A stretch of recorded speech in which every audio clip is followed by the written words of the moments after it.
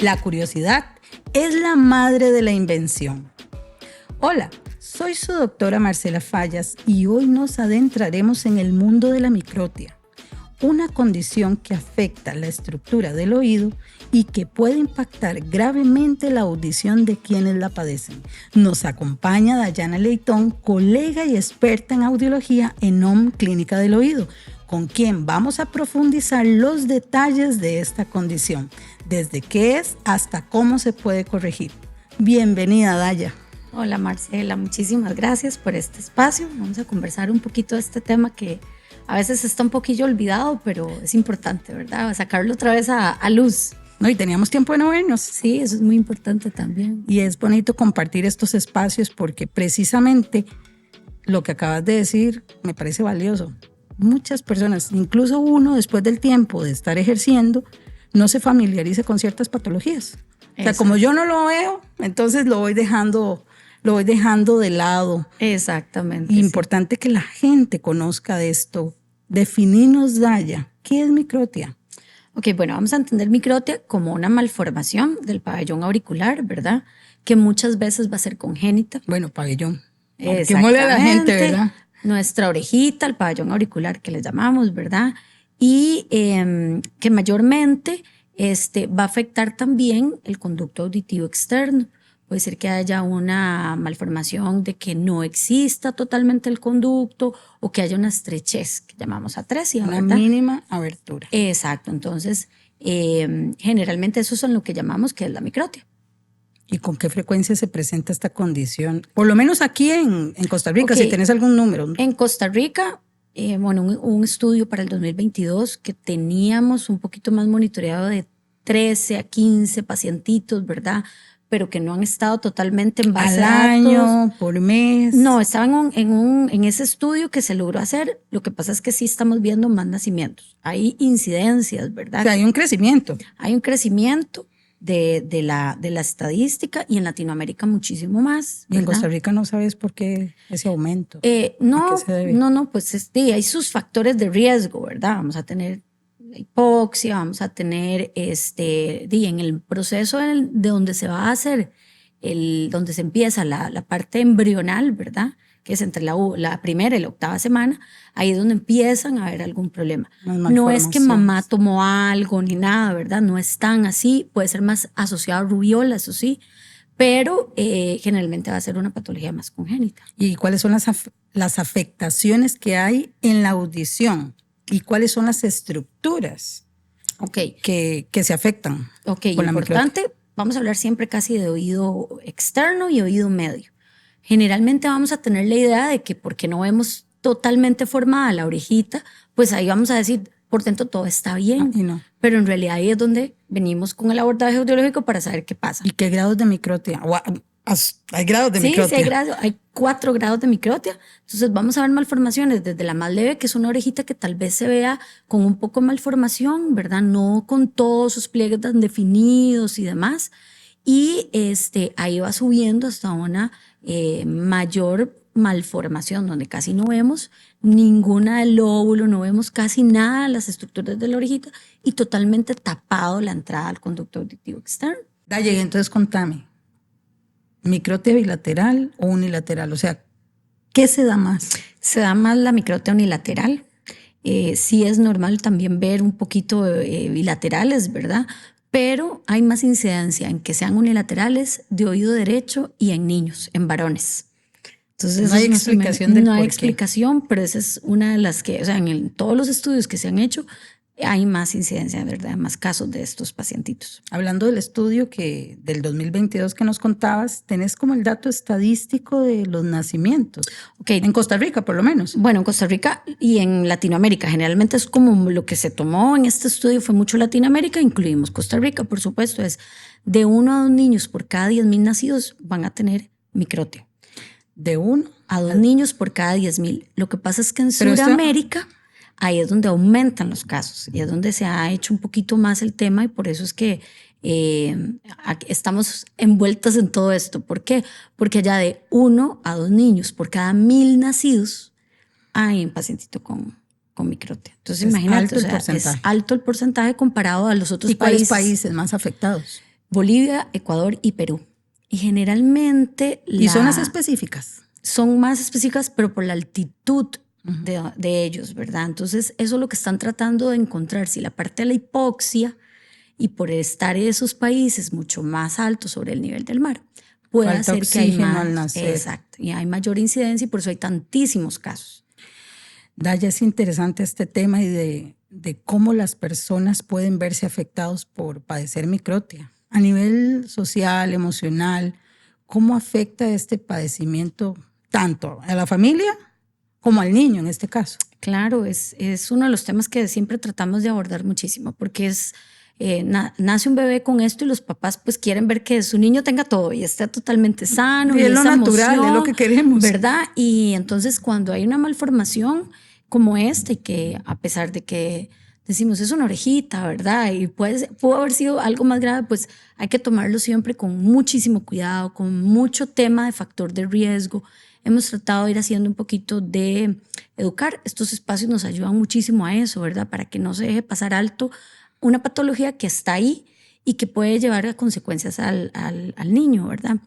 Pero sí es un impacto emocional muchísimo. Entonces, la guía principalmente a sus papás es acompañarlos en un proceso de entender. Tienen un montón de dudas, ¿verdad? Ellos están llenos de qué pasó, qué hice mal, fue algo que yo tomé en el embarazo. Si es hereditario. Exacto, se culpabiliza mucho mamá por esto.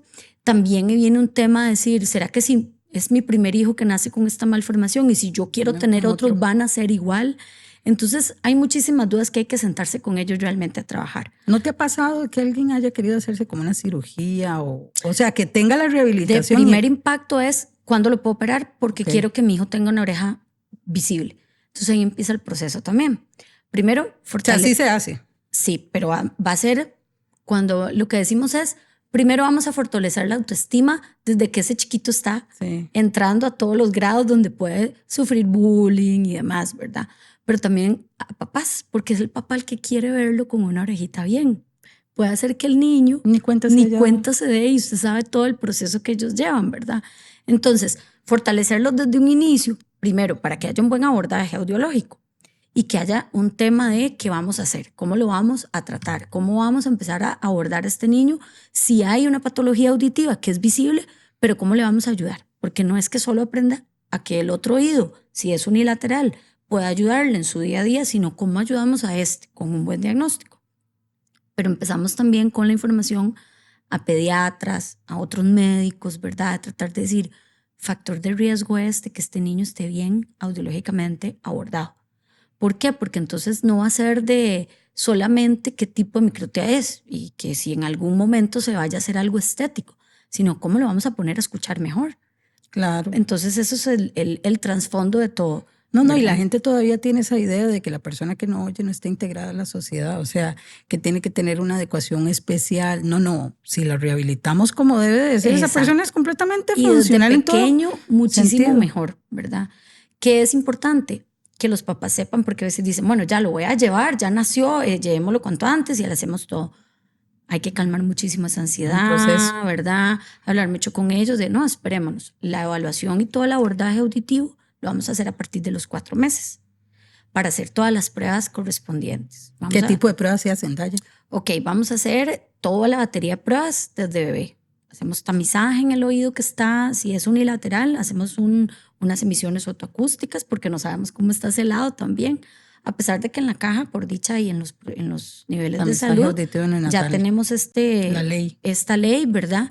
Pero igual corroboramos una porque no sabemos ya los 4 meses cómo va a estar, ¿verdad?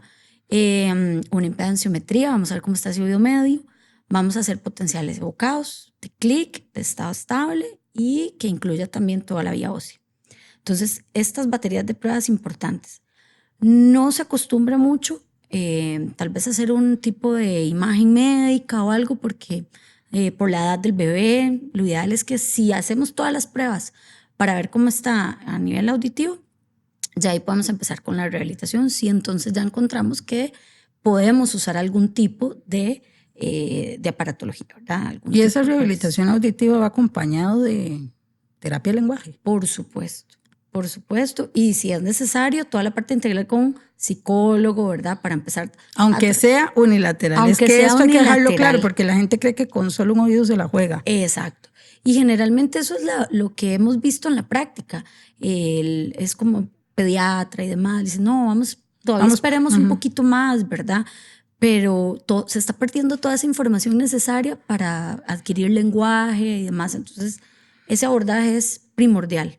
Veo que trajiste algunos detallitos de rehabilitación auditiva. Esto es lo que tenemos para el mercado de Costa Rica. Contanos qué tenemos ahora, qué teníamos antes. Empezamos tal vez con qué teníamos antes y qué es lo novedoso que tenemos ahora. Ok, importante entonces, después de toda esta parte auditiva que hacemos para hacer un buen diagnóstico, lo que necesitamos ver es, ahora sí, ¿qué hacemos, verdad? ¿Cómo vamos a poner a este niño o a esta niña a escuchar mejor? Generalmente lo que se va a usar son vibradores óseos. ¿Siempre se ha usado vibradores? Siempre ha habido vibradores óseos, lo que pasa es que han ido mejorando. Recordemos aquellos de cajita que usaban una diadema con un vibrador óseo y un cablecito y se le ponía en la ropita al niño. Sube y bajo, puro perillita. Puro perilla con una batería AA. Esos son los que existieron en mucho tiempo. Pues fueron evolucionando, cambiando un poquito el tamaño.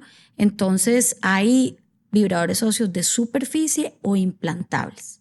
Entonces los de superficie, lo bien lo dice la palabra, lo vamos a utilizar por algún medio que logremos que se adhiera, ¿verdad?, a la piel o por medio de una vincha, una gorra, una diademita.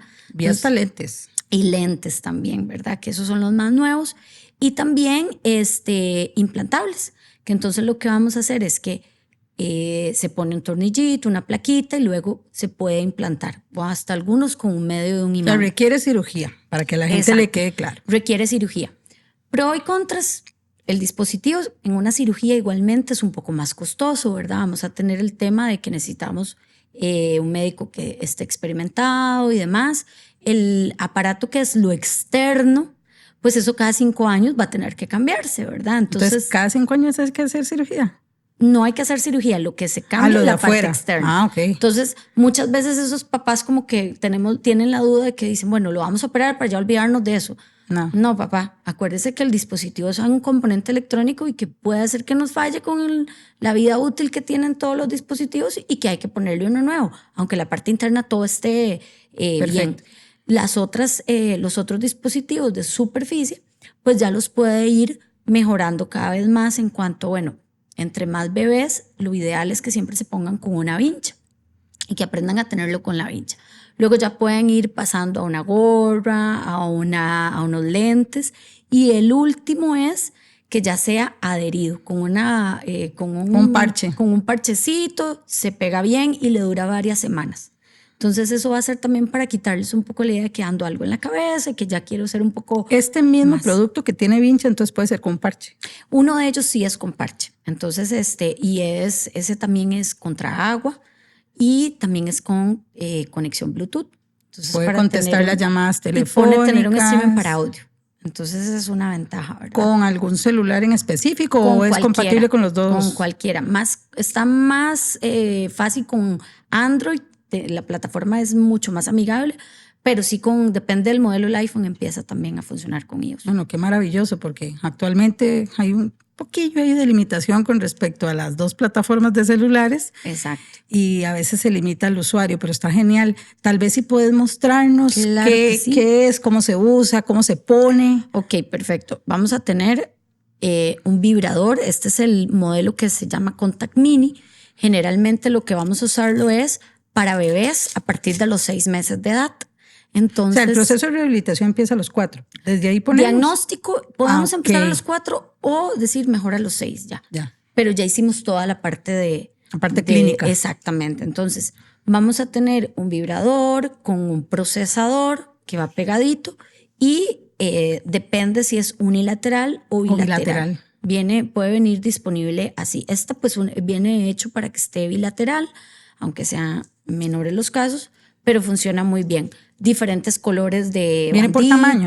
Sí, viene por tamaños también, para que la cabecita, ¿verdad? La circunferencia es diferente, entonces hay diferentes tamaños y los papás pueden ir cambiando el dispositivo, poniéndose una nueva. Esto se puede lavar, se desconecta todo y se puede lavar, con agüita y jabón a mano. No hay ningún problema. También tenemos el otro que ya viene siendo el Contact Forte, y el Contact Forte se puede usar con una banda que es un poquito más elástica, con los lentes, puede ser con la otra vincha que es un poquito más rígida, que es como una diadema, y las mamás los arreglan y les ponen cosas, entonces cuando son niñas. Y ya la parte del adhesivo, que este es el adhesivo que tenemos tanto para el lado derecho, para el lado izquierdo, y vienen con unas pegatinas. Entonces se pone como una doble propósito, como una goma doble propósito es lo que se usa. Y el dispositivo se ancla aquí y la persona entonces lo va a andar. Eso se sustituye cada mes. Y esto sí, esta parte es la que se queda más, lo que se sustituye es la gomita. La goma. Exactamente. Entonces, son alternativas que ya tenemos disponibles para que sea fuera cables, que no anden usando esto, ¿verdad? La parte estética, que es súper importante. Utiliza una batería de audífono ¿Se recarga? 13. No es reemplazable. Es reemplazable, con una vida útil de 2 semanas, una batería aproximadamente. ¿Y la vida útil de ellos? Ellos tienen una vida útil de 4 o 5 años. Entonces, igual de robustos, ¿verdad? ¿Por qué insistimos mucho principalmente en que los bebés usen el mini primero? Bueno, aparte que el otro es todavía un poquito más grande, pero este todavía tiene muchísimo más... es más fuerte, entonces se puede caer, los chiquillos se lo quitan y todo. Pero ha sido interesantísimo este proceso porque igual me he empapado mucho y he aprendido mucho del doctor Luis Andrés Serrano, quien es el encargado como de Microtia Latinoamérica, y me ha enseñado muchísimo las ventajas de cuándo poner este producto y cuándo no, cada uno. Pero lo más importante es ver las reacciones de esos niños, ¿verdad? Después vamos a tener tal vez algún testimonio de algún niño que nos cuente esa experiencia, porque ya has puesto eso aquí en Costa Rica, ¿verdad? A partir de los 6 meses ya hemos puesto varios. Estás entonces Costa Rica y viendo Centroamérica, ¿verdad? Sí, ellos tratan de Microtia Latinoamérica, lo que se trata es de redirigir a las consultas de papás de Centroamérica, y ellos han hecho el esfuerzo, muchísimos papás, por venir a hacer todo acá. Como me dicen los papás, por los hijos hacemos todo. Entonces se ha visto un esfuerzo tan grande de verdad de familias de El Salvador, Honduras, Guatemala, Nicaragua, que vienen muchísimo yo necesito un buen diagnóstico, ¿verdad? Necesito empezar por ahí. ¿Y qué puedo hacer por mi hijo? Vienen con miles de dudas también, y pues aquí tratamos de que estén por lo menos un par de días. Que ese sea el mensaje final para los papás. Exacto. ¿Verdad? No postergue la audición de sus hijos. Daya, el tema es lindísimo, es súper amplio, riquísimo, muy extenso, totalmente desconocido en algunos casos, pero yo te agradezco que hayas venido a este video podcast con nosotros. Para nosotros es importante que la gente conozca lo que hay en novedad y en tecnología en salud auditiva, y que todo tiene solución. Exactamente. ¿Verdad? O sea, hasta el momento yo no he visto a alguien que no tenga solución y no se haya podido rehabilitar con algo, aunque sea mínimo, pero con algo. Eso es lo bonito. Yo te agradezco de verdad esa participación que tuviste el día de hoy, y esperamos vernos, como te digo, en ese testimonial. Con muchísimo gusto. Tengo varios pacientitos ya así súper contentas, ya es parte de su vida. O sea, ellas no pueden y ellos no pueden vivir sin esto porque ya aprendieron a colocárselo, y esa es la parte más bonita. Esa es la parte que no vamos a dejar pasar. Exactamente. Muchas gracias, Daya. Gracias de verdad. a vos por el espacio. Y bueno, llegamos al final. Hoy aprendimos sobre la microtia y su impacto en quienes la padecen. Gracias, Daya, nuevamente por esa valiosísima información. Recuerde seguirnos en nuestras redes sociales para mantenernos conectados. Soy la doctora Marcela Fallas, y recuerden que lo que no se oye, no se imagina.